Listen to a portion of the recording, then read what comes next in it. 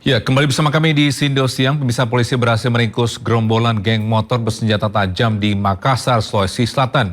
Gerombolan pelaku juga kerap merampok dan tak segan melukai korbannya.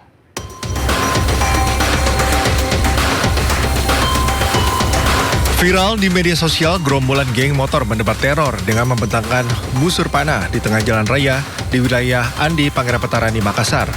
Gerombolan ini juga merupakan pelaku begal terhadap korban pemotor di Kecamatan Panakukang.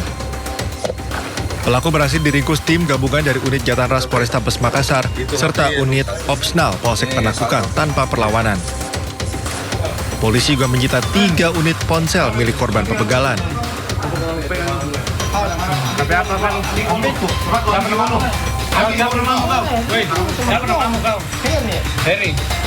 Selain meringkus salah satu anggota geng motor, polisi juga meringkus seorang penadah barang curian.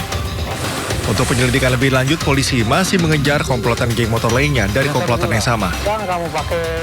Yang kami amankan ini 2 hasil dari pengungkapannya Jatanras Polrestabes dan jajaran terkait dengan maraknya geng motor.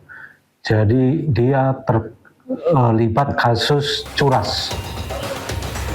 Pelaku dijerat dengan pasal tentang pencurian disertai kekerasan dengan ancaman hukuman 9 tahun penjara. Dari Makassar, Sulawesi Selatan, Muhammad Durbone, iNews melaporkan.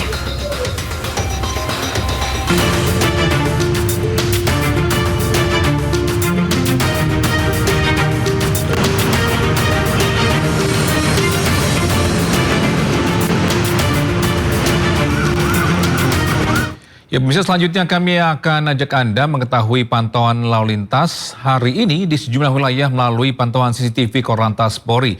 Kita akan bergabung dengan Bribda Jessica Renden di studio NTMC Polri. Selamat siang, Bribda Jessica Renden. Bagaimana pantauan arus lalu lintas di sejumlah titik di wilayah Indonesia melalui pantauan CCTV? Baik, terima kasih Togi dan selamat siang pemirsa. Berikut kami informasikan kondisi arus lalu lintas dari kawasan pertama JPO Tebet, Jakarta Selatan. Pemirsa, dapat kita lihat kondisi arus lalu lintas siang hari ini dari JPO Tebet, Jakarta Selatan dalam kondisi ramai mengalir lancar. Volume arus lalu lintas di kedua arah mulai mengalami peningkatan, didominasi kendaraan roda 2 dan kendaraan pribadi yang masih bergerak dengan stabil. Aktivitas masyarakat di sekitar kawasan Tebet juga mulai meningkat menjelang jam istirahat siang, namun belum memicu kepadatan yang berarti. Pengendara diimbau tetap berhati-hati dan menjaga konsentrasi saat berkendara. Selanjutnya dari kawasan kedua yaitu Simpang Pancoran, Jakarta Selatan. Dapat kita lihat bersama untuk kondisi arus lalu lintas siang hari ini. Terlihat cukup ramai, peningkatan volume arus lalu lintas tampak dari arah Cawang menuju Mampang maupun sebaliknya. Terutama di titik pertemuan arus dan lampu lalu lintas. Meski demikian, arus kendaraan masih bergerak secara stabil dan situasi arus lalu lintas masih dalam kondisi kondusif. Pengguna jalan diharapkan tetap disiplin berlalu lintas agar kepadatan tidak semakin meningkat. Beralih ke kawasan ketiga, JPO Jam Sostek, Jakarta Selatan. Untuk kondisi arus lalu lintas dari ruas jalan Gatot Subroto menuju ke arah pada siang hari ini ramai lancar, peningkatan volume arus lalu lintas mulai terlihat menuju kawasan perkantoran, namun laju kendaraan di kedua arah masih dapat bergerak stabil tanpa hambatan berarti. Aktivitas kendaraan pribadi dan angkutan umum juga cukup tinggi, meski demikian situasi lalu lintas secara umum masih dalam kondisi kondusif. Bagi para pengendara roda 4 diingatkan untuk tetap menyesuaikan plat nomor kendaraan dengan aturan ganjil genap yang berlaku di kawasan Gatot Subroto dan sekitarnya agar terhindar dari sanksi tilang elektronik. Kawasan yang terakhir yaitu exit tol Bekasi Barat. Pemirsa, untuk kondisi arus lalu lintas pada kawasan ini, terutama dari ruas tol menuju jalan arteri Kota Bekasi cukup ramai. Peningkatan volume arus lalu lintas terjadi akibat tingginya mobilitas masyarakat pada jam siang hari. Meski demikian, kendaraan masih dapat bergerak secara normal. Bagi pengguna jalan diimbau untuk tetap mematuhi aturan lalu lintas serta mengutamakan keselamatan selama perjalanan. Selalu berhati-hati dalam berkendara dan pastikan kendaraan dalam kondisi prima. Informasi seputar arus lalu lintas terkini hubungi call center kami di 1500 669 atau WhatsApp center di 0858 715 00669. Stop pelanggaran, stop kecelakaan. Keselamatan untuk kemanusiaan, Indonesia tertib, salam presisi.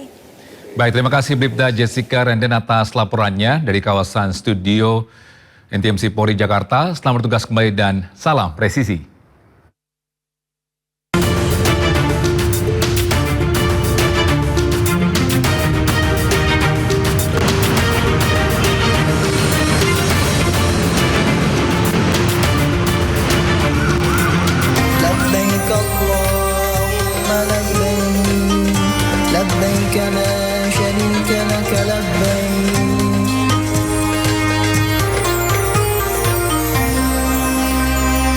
Pemirsa, Kementerian Haji dan Umroh memastikan seluruh persiapan puncak haji di Arafah, ini Musdalifah dan Mina, terus dimatangkan secara menyeluruh demi memastikan bahwa jemaah dapat menjalani ibadah dengan aman dan khusyuk.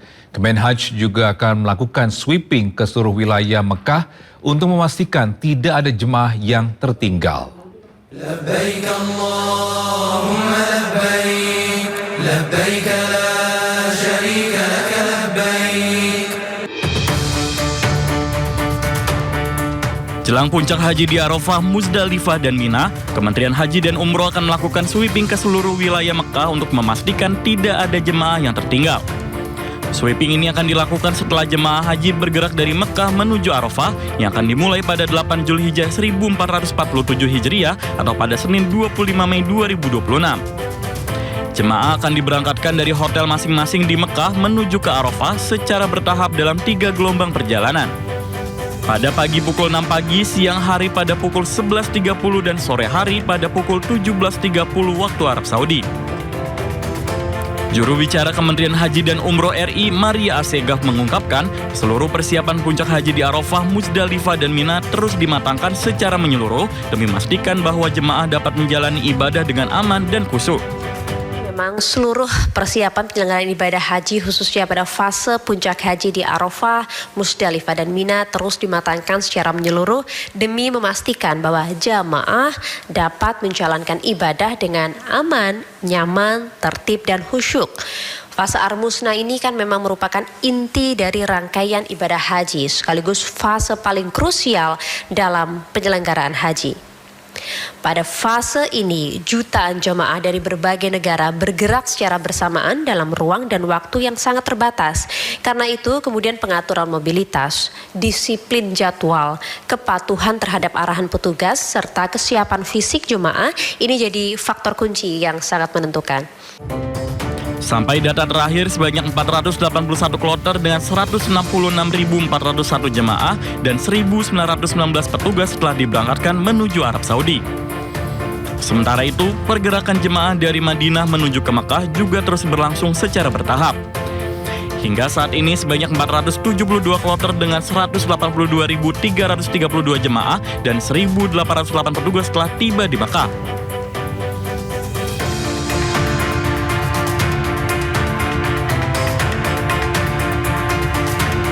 Pemirsa, seorang jemaah haji asal Indonesia, Muhammad Firdaus Ahlan, dilaporkan hilang di Mekah sejak 15 Mei 2026. Pria 73 tahun itu keluar hotel untuk sholat Jumat seorang diri dan belum kembali hingga kini. Petugas penyelenggara ibadah haji Arab Saudi masih terus melakukan pencarian terhadap seorang jemaah haji Indonesia yang dilaporkan hilang di Mekah. PPIH telah mengerahkan sejumlah tim untuk menyisir berbagai lokasi, termasuk area Masjidil Haram, hotel, hingga rumah sakit. Juru bicara Kementerian Haji dan Umroh Ihsan Marsha mengatakan keprihatinannya dan berjanji akan terus mencari keberadaan jemaah haji tersebut. Kami atas nama Kementerian Haji dan Umroh beserta seluruh PPIH menyampaikan keprihatinan mendalam kepada istri dan keluarga serta seluruh anggota rombongan. Tentu kami memahami bahwa situasi ini menghadirkan kecemasan dan kesedihan yang tidak ringan, terutama bagi keluarga yang menanti kabar di tanah air. Dalam kondisi jauh dari tanah air, kehilangan kontak dengan anggota keluarga tentu menjadi ujian yang sangat berat. Dan karena itu, sejak laporan pertama diterima, kami memastikan bahwa proses pencarian terus dilakukan secara serius, menyeluruh dan terus berlanjut hingga saat ini. Seperti diketahui, Firdaus dilaporkan tidak kembali sejak Jumat 15 Mei 2026. PPIH menerima laporan melalui kanal kawal haji sehari setelahnya atau pada 16 Mei 2026. Berdasarkan informasi yang diterima petugas, jemaah tersebut diketahui keluar hotel seorang diri tanpa membawa identitas. Hasil penelusuran melalui rekaman CCTV hotel menunjukkan Firdaus terlihat keluar hotel sekitar pukul 9:04 waktu Arab Saudi. PPIH juga berkoordinasi dengan kepolisian Arab Saudi. Laporan kepolisian hingga pengecekan CCTV dilakukan demi menemukan Firdaus.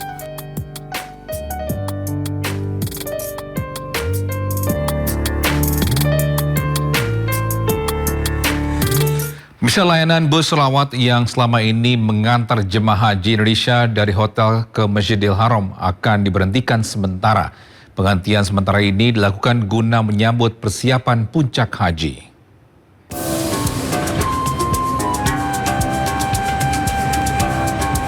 Mulai Jumat 5 Zulhijjah atau 22 Mei pukul 18 waktu Arab Saudi, transportasi utama jemaah haji menuju Masjidil Haram yakni bus sholawat diberhentikan untuk sementara waktu. Penghentian sementara ini dilakukan guna menyambut persiapan puncak haji di Arafah, Musdalifah, dan Mina atau Armuzna.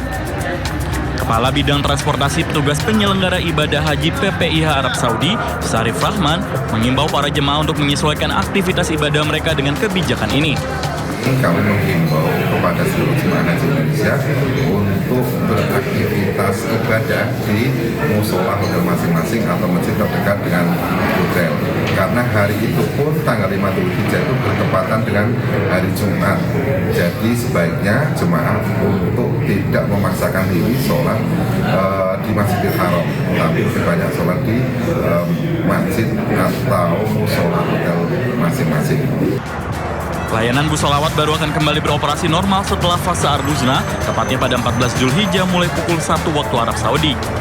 Bagi jemaah gelombang pertama, khususnya kloter-kloter awal yang akan segera kembali ke tanah air setelah fase Armuzna, PPIH memastikan layanan bus sholawat siap memfasilitasi kebutuhan ibadah mereka.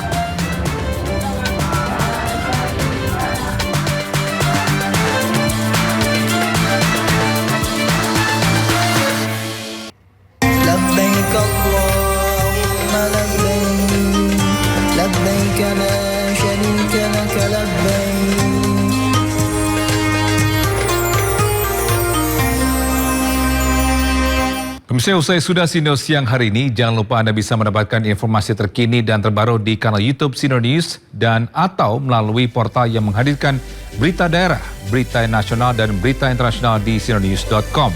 Saya Togi Sinaga beserta kerabat kerja undur diri. Selamat siang dan sampai jumpa.